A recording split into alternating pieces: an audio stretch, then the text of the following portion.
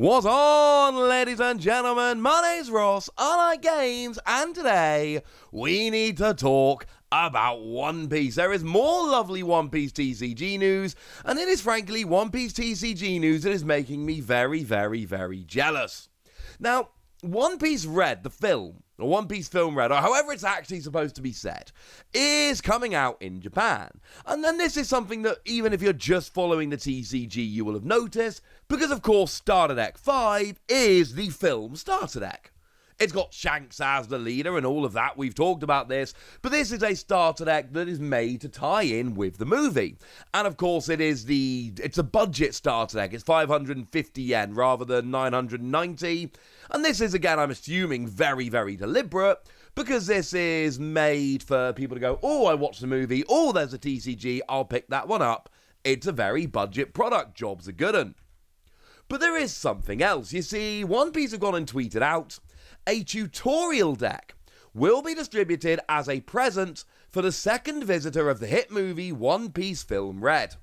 One set contains 40 cards, and with this you can play with the basic rules. Oh yes. Now it is being distributed from Saturday, and this is honestly kinda brilliant. And this is the kind of thing you should be excited about, because it gives us a new leader, and in a game like this, just like in a game like Dragon Ball Super as an example, leaders are really the most important cards in the game, because leaders are around whom you actually build your deck. And remember, One Piece has pretty strict deck building rules, which is to say you are only allowed to build a deck that contains characters and events, etc., and stages, well, there aren't many of them, that have the same colour as your leader. So no matter how much you like particular characters and events and all of that good stuff, you still need to make sure you're picking the right leader around which to build your deck. Well, ladies and gentlemen, we have a new leader. It is Uta. And of course, she did actually appear in Romance Dawn. There was an Uta character in Romance Dawn, which was kind of cool. And then she did come back as a character in Starter Deck 5, which is to be expected because, you know, the whole movie thing. I should mention any translated proxies we are using here do come from the lovely folks over at onepiece-cardgame.dev. And now she's gone and got herself a leader card. Of course, remember the starter deck is purple, so you cannot play that one with this leader. However, in Romance Dawn, she did come through as a red character, so if you wanted, you totally could.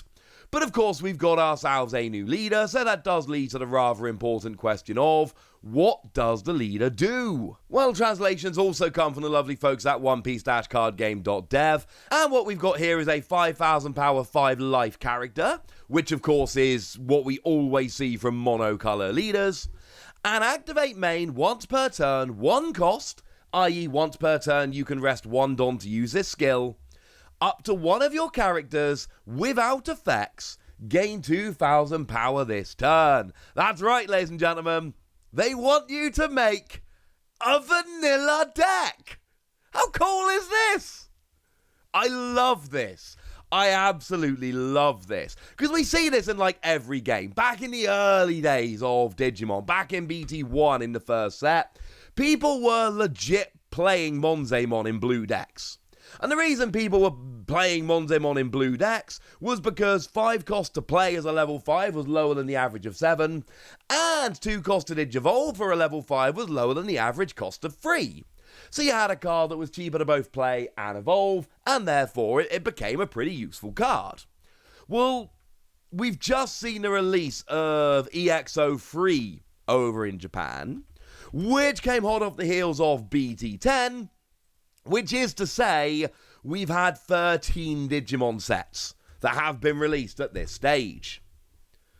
And no one is playing Monzaemon anymore, because we've got too many cards that are good, basically.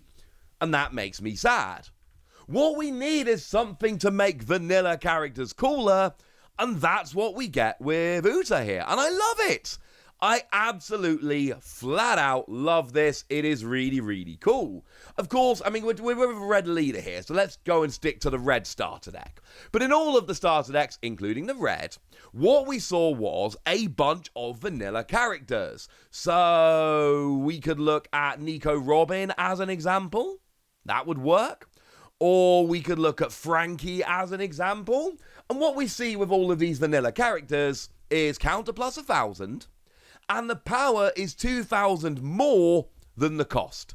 I.e., Nico Robin is a free cost 5,000 power character, Frankie is a 4 cost 6,000 power character, and I'm not going to show you any more because there isn't really much point showing you any more. Hopefully by this stage I've made my point, so to speak.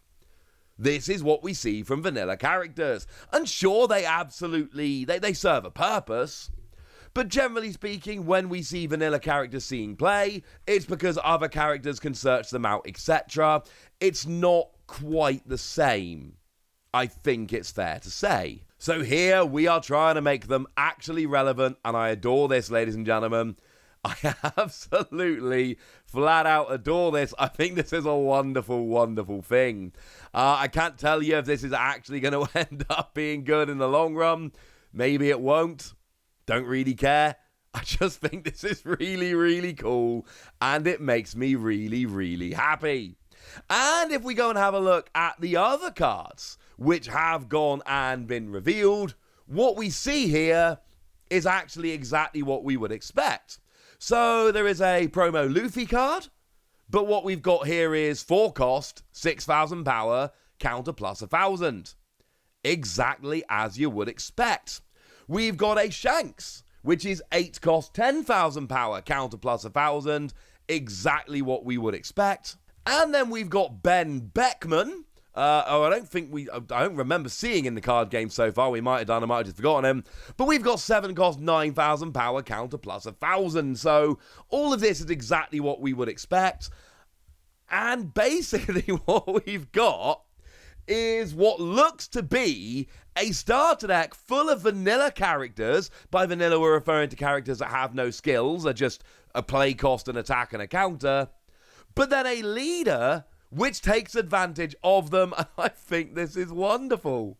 I think this is absolutely wonderful. Now, the thing which is confusing me greatly is the booster pack we've got on the screen says all 15 types, and there are 40 cards in total. Oh, and this is a general kind of starter deck thing. This is fine. There's 40 cards total, but there's 15 different cards. Are they all in a booster pack? Because 40 cards in a booster pack, it's doable, but it gives you a really weird fat booster pack. But that seems to be what we've got here. Like, the booster pack says right at the top, all 15 types. And then there's 40 cards in total. So I think you just get a booster pack with all of them in. This is going to be another one which is a real pain to actually try and get, I understand. But man, I want to go to Japan and go and watch this movie. Partly because the movie sounds really fun, although my Japanese is not good enough to actually watch a Japanese movie in Japan in Japanese. And also because I really want this. Although it is quite expensive, I'll be honest with you, going all the way to Japan to get this starter deck. And they have actually shown off one other character from the deck. We've got Yasop here, and what we've got is just 6 cost, 8,000 power, counter plus 1,000. Nothing particularly exciting. It is, of course, a vanilla character, so we've got the cost, and then you add 2 and times it by 1,000, that gives you the power, counter plus 1,000, red, etc. I struggle to find a world in which this is actually going to be kind of good enough. But I don't know, maybe you can make this into like the One Piece equivalent of Rookie Rush, where you play a bunch of 2 cost 4,000 power characters or 3 cost 5,000 power characters, boost them up here and off you go. Maybe that'll work. I kind of really hope it does. This looks like the kind of deck I would very much enjoy playing. And as a side note, as someone who has casted Pokemon and Keyforge officially and Digimon unofficially, obviously I want to get into casting One Piece. That shouldn't really be a surprise to anybody watching. Vanilla decks, they're easy to cast, ladies and gentlemen. They are really, really easy to cast. so that would make me happy.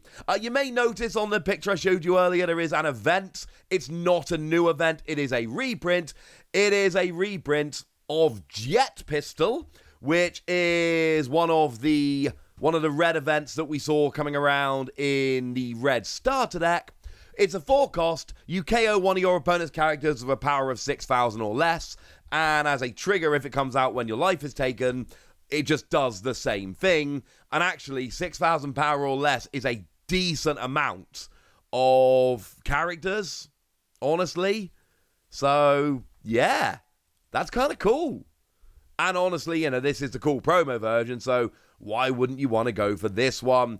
As always, we need to wait and see what happens, but this does seem pretty cool. And I'm afraid I do have to interrupt myself before I finish my own video here, because when I made this video, there were some cards shown off from this deck, and I showed you all the cards that had been shown off from this deck.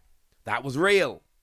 Well, you see, ladies and gentlemen, since I did that, since I showed you all the cards that had been shown off, they went and just dropped the whole list.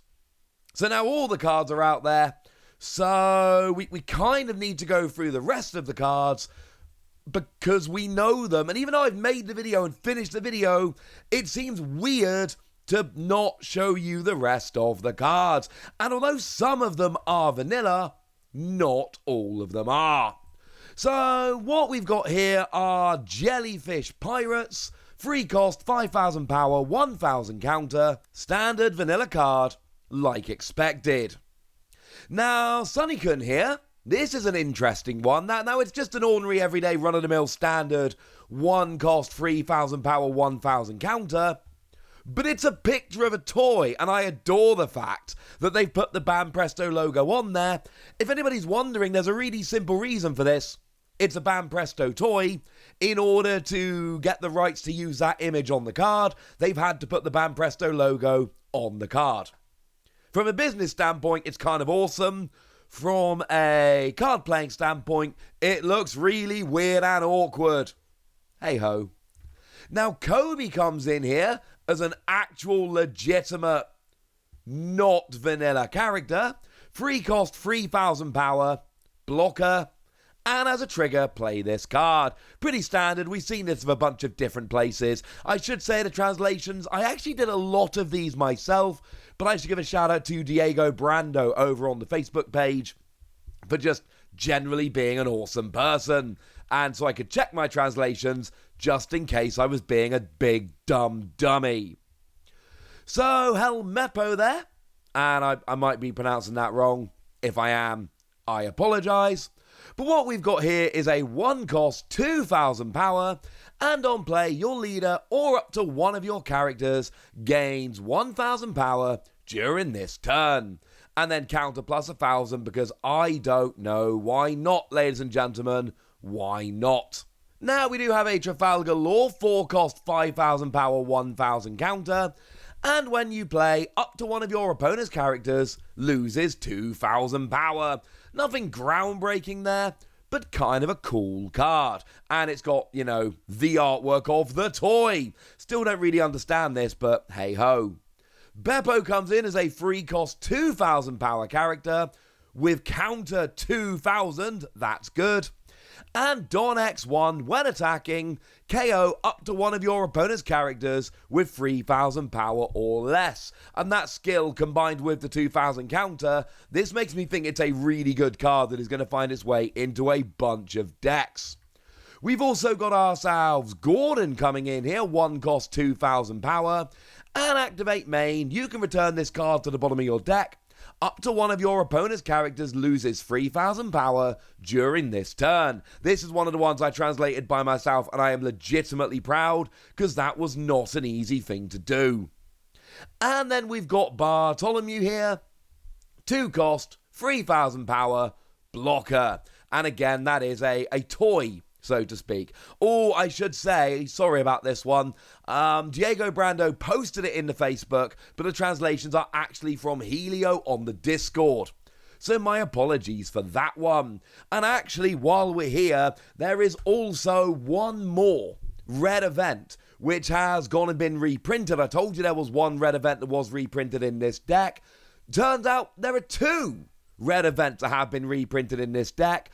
Guard Point has also been reprinted from the starter deck. That is your 1-cost counter. One of your leaders or characters gains 3,000 power for the turn. And as a trigger, your leader or one of your characters gains 1,000 power for the turn. There we go, ladies and gentlemen. I didn't want to just bring you another video tomorrow with the rest of the cards. So yes, I know it's slightly awkward me chucking these cards in on the end of the video. I apologise.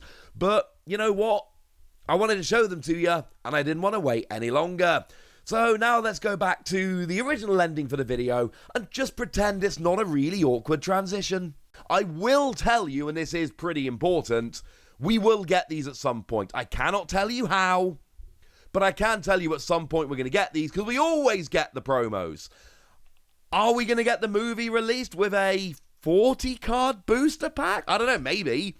But one way or another, we always get the promos, so I have a good feeling we will here.